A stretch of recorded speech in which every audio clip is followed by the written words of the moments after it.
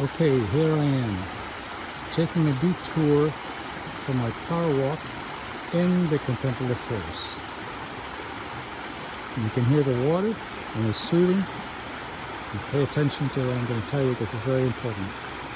This is about having the courage to live your existential truth. And what does that mean? Existential truth doesn't mean being self-righteous or arrogant. It means living with elegance. In order to have the courage, you have to have self-evaluation. But if you don't have self-evaluation, how can you have the courage?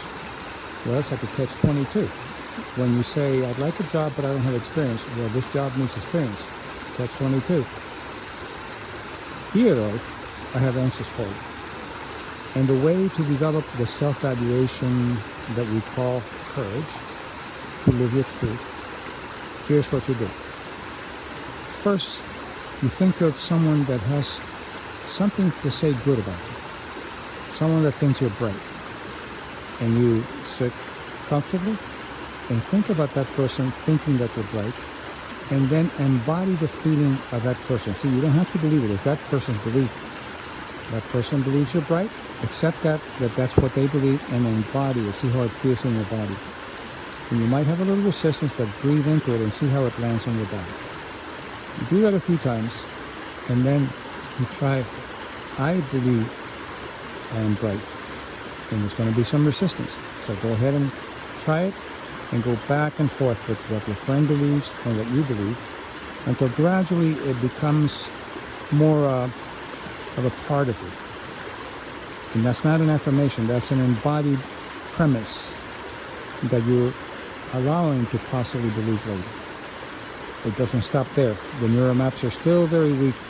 So what you do is you begin to live as if you believe that you're bright, even though you don't believe it. You do it. And the brain creates neural maps when you have movement in all five senses. So as you're living it, you're creating a stronger belief system, the terrain where beliefs live. And gradually it'll be easier for you to believe that you're bright, or whatever it is, that attribute that you have. And then you can go back and begin to live your truth with courage. Courage is really basically in the terrain of value. You're only courageous about what you value. So be aware. That's what you have to do. You have to build the self-evaluation with the techniques that I gave you, and it works, but you have to do it for at least a week or so. And then go back and say, what is my existential truth? And I'll give people permission to not like it. Enjoy. Be at peace.